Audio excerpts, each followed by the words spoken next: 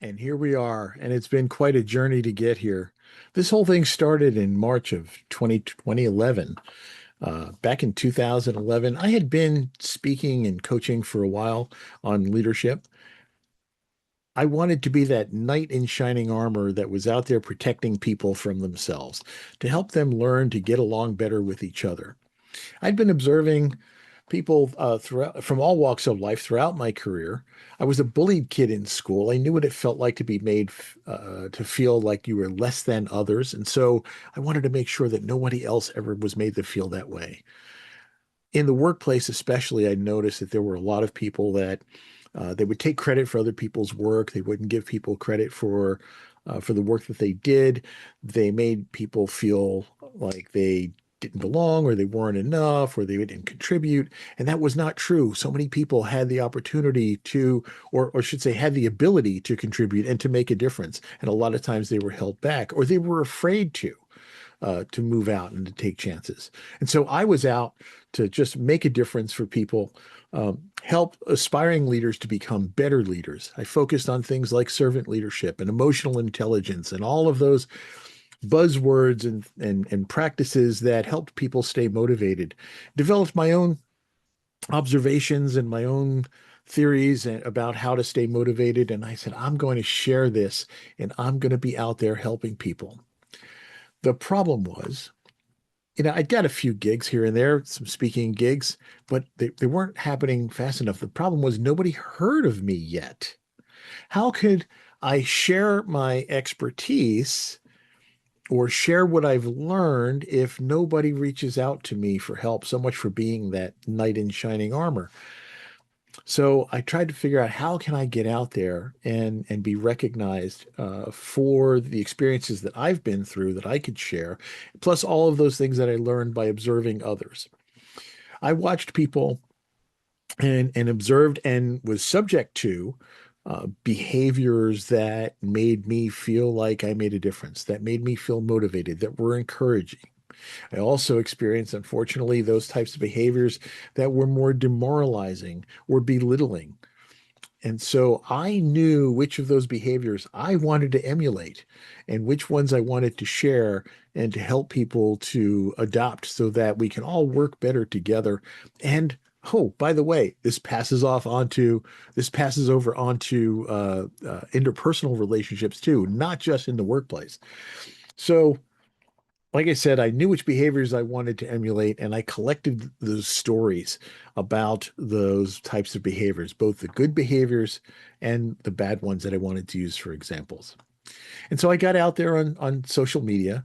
But really, the first thing I did was back in 2011, the blogs were all the rage. There were blogs all over the place. So I said, I'm going to start a blog. And I started a blog called Leader Notes.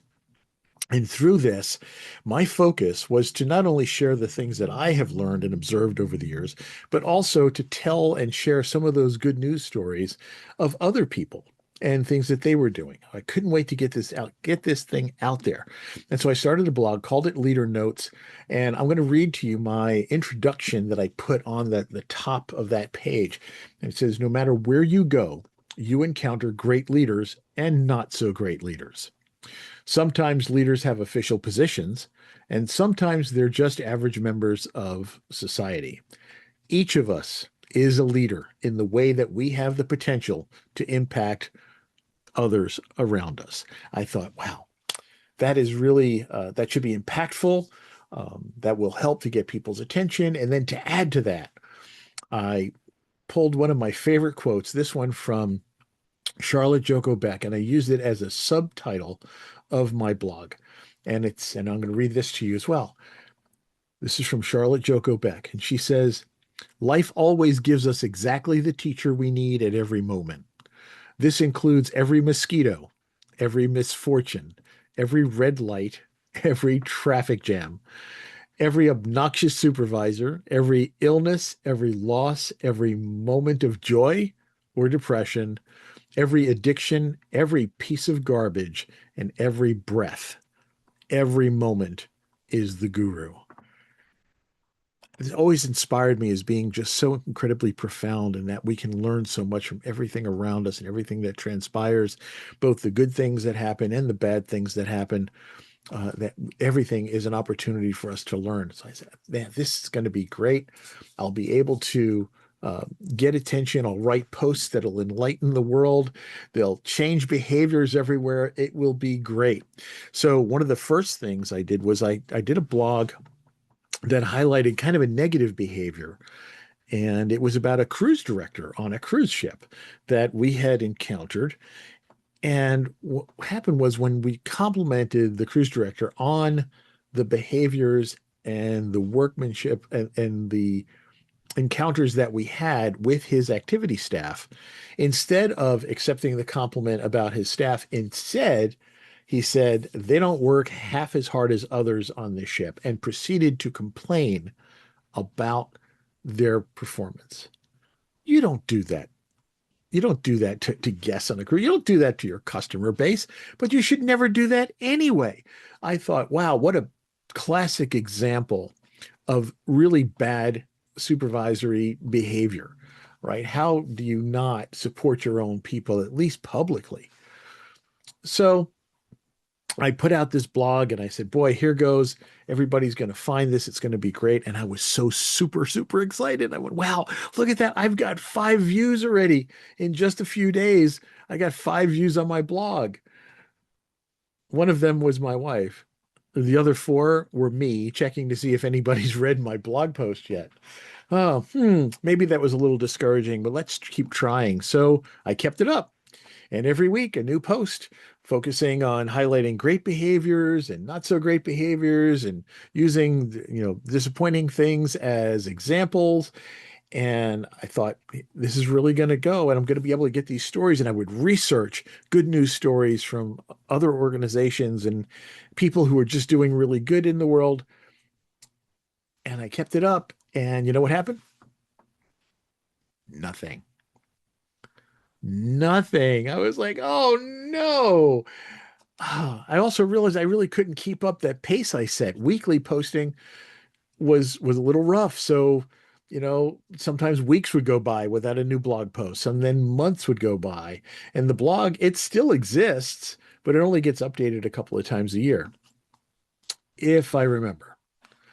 But I knew that I needed to do something. I needed to get out there. I had important messages to share, lessons that I've learned from observing people and from things I've encountered and things I've done in my own life that were good and bad that I wanted to share. And I thought, oh, people are going to learn from this stuff. I really want to share it. So, here comes Facebook and here comes Twitter, and there we go. And then of course LinkedIn. And over the years, I was putting out what I thought was, amazing content, and I was building up followership. And I said, this is going to be great. People are going to come knocking on my door. I'm going to get a bunch of speaking gigs and all that stuff. And then it wasn't even about the gigs anymore. It was just about getting the word out there and sharing these messages. So I learned some things as I put out these deep thoughts and sometimes some photos and even cartoons and every once in a while a video.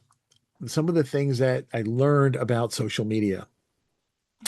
Pictures of my cats drew more likes and comments than my most deeply motivating, educational, valuable content.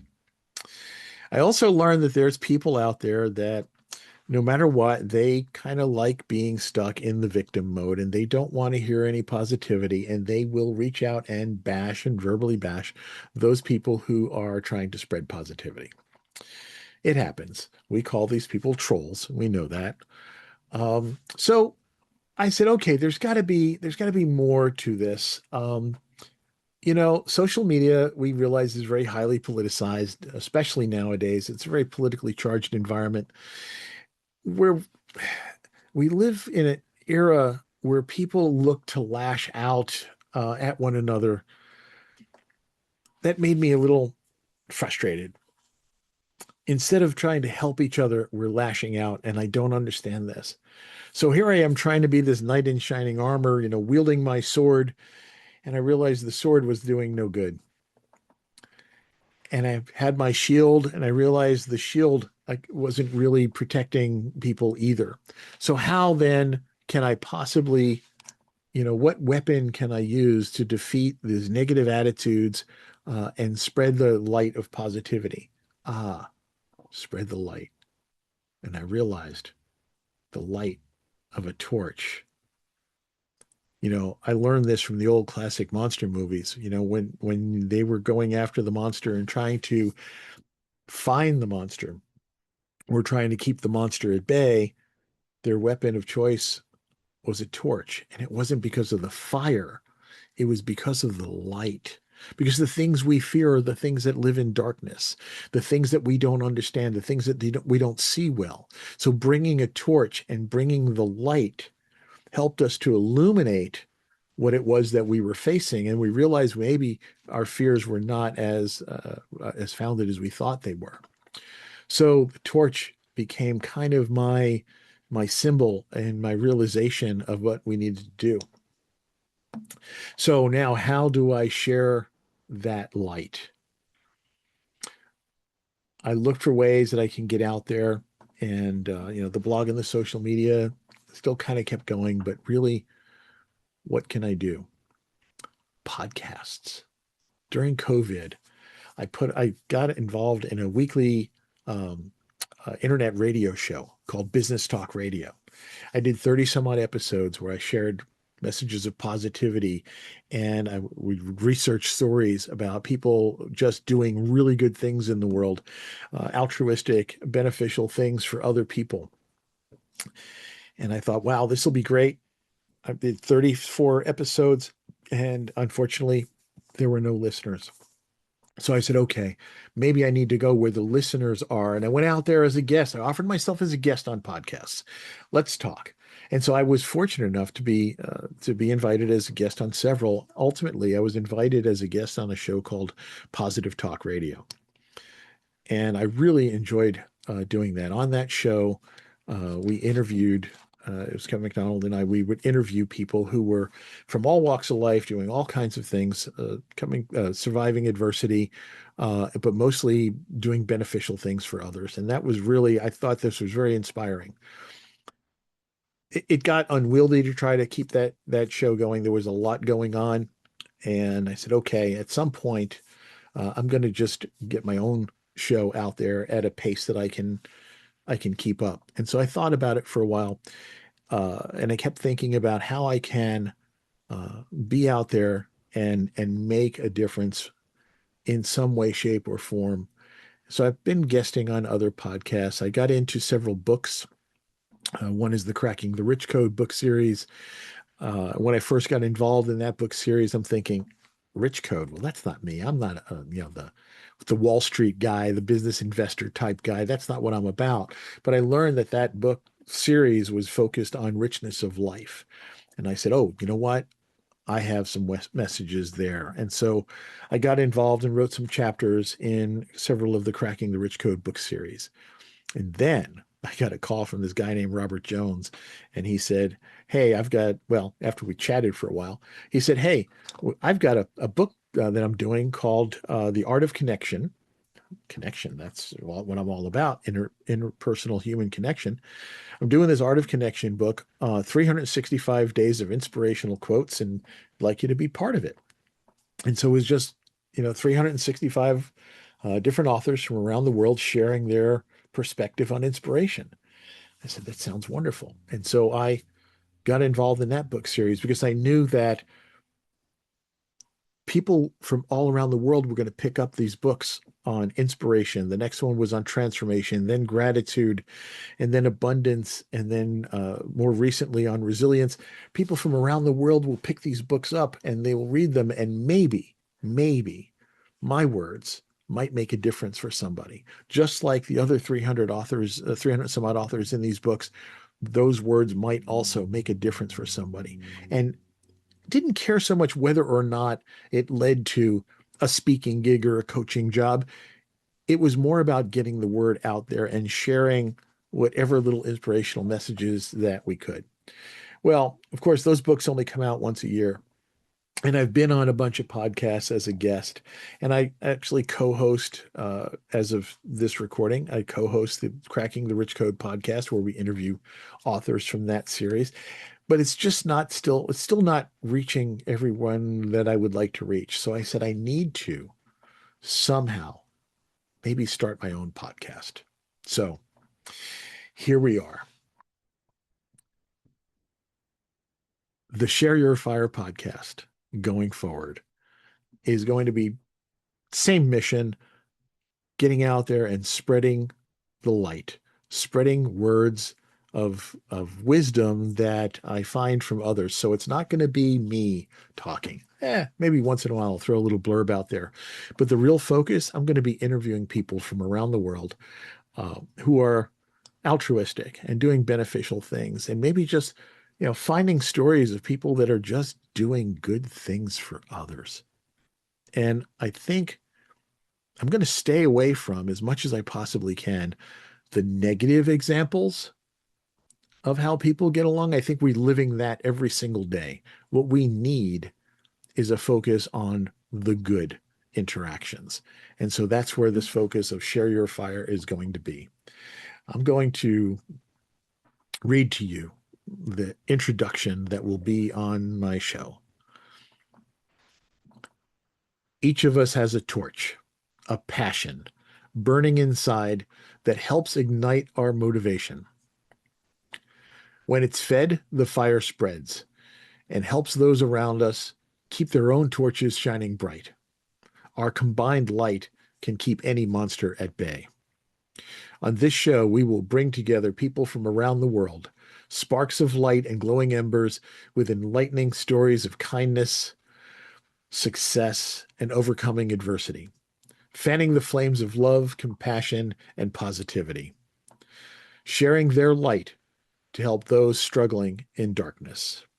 I am John Verico, and I invite you to share your fire. Stay tuned for more.